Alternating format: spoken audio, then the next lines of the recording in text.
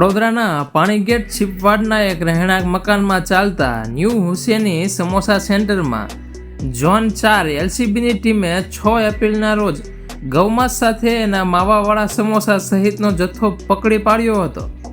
પોલીસે આ ગૌમાંસ સાથે સંકળાયેલા કુલ 6 જણાને પકડી કાર્યવાહી હાથ ધરી હતી. પોલીસે તપાસમાં ગૌમાંસ સપ્લાય કરનાર આરોપીનું નામ ખુલતા તેને પણ ઝડપી પાડ્યો છે. આમ અત્યાર સુધીમાં પોલીસે 7 આરોપીની ધરપકડ કરી છે. ગૌમાંસથી બનતા સમોસા સસ્તા બનતા હોવાથી વધુ પ્રોફિટ કમાવવાની લાલચમાં એનું વેચાણ કરતા હોવાનું પોલીસ તપાસમાં ખુલ્યું છે.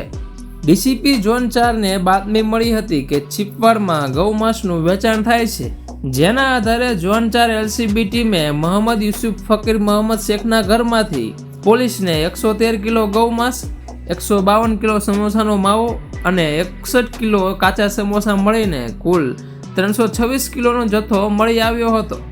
આ ઉપરાંત થેલીઓ, બાઉલ અને ક્રશર મશીન સહિતનો કુલ 49,000નો મુદ્દામાલ જપ્ત કર્યો હતો.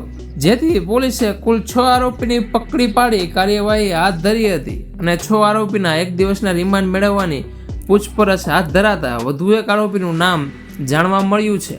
પોલીસે ગૌમાંસ સપ્લાય કરનાર ઇમરાન ઉર્ફે દાઉદી યુસુફ કુરેશીની પણ ધરપકડ કરી છે અને આ મામલે વધુ તપાસ શરૂ કરી છે.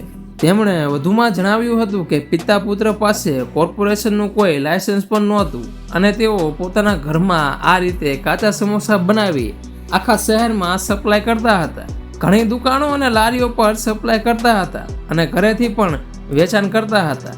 પિતા પુત્રને ગૌમાંસની જાણ હોવા છતાં ધંધામાં પ્રોફિટ મેળવવાની લાલચમાં તેઓ ગૌમાંસના સમોસા બનાવી વેચાણ કરતા હોવાનું અત્યાર સુધીની પોલીસ તપાસમાં બહાર આવ્યું છે.